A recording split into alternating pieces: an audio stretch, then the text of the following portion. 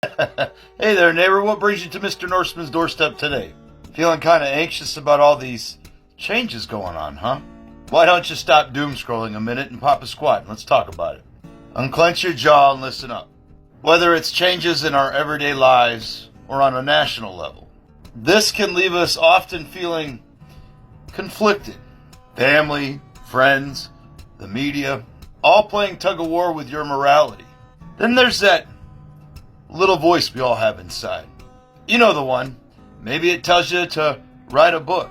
Tell your boss to take this job and shove it because what they're doing is bullshit. Maybe stop doom scrolling so much and fix the gutters on the house that you've been putting off. What a fine world this would be if we could all learn to listen to that little voice, huh? How do we learn to listen to that little voice, you ask? You know, my grandmother gave me a bit of advice that helped me learn to listen a little bit better. She wasn't a skald, but what grandchild doesn't think their grandparent isn't? She was a wise lady. Really miss her. But maybe this can help you like it did me. When truth and fairness is different than what is law, better to follow truth and fairness. A little ditty from Bandamana Saga. But there's also something from Egil Saga. What happens to most others will happen to you.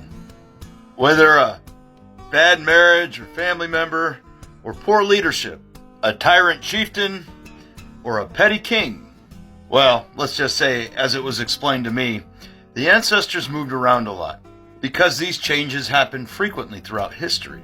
In later reflections by myself, I had a revelation that these lessons or pieces of philosophy were so detrimentally important that it was written down, passed on by the skalds so the older could be remembered and the younger could be taught.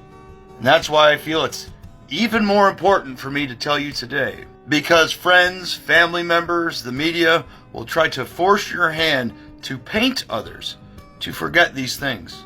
In the process, trying to fold your mind to get you to categorize friends, family members, and other people in your community as more or less priority, when all that's ever important is wisdom, truth, and fairness, regardless of who is in charge. A reminder in a roundabout way to always listen to your heart. I don't know about you, neighbor, but I'll be following truth and fairness, because whatever happens to you could happen to me. And what happens to somebody else you may have never met might happen to you.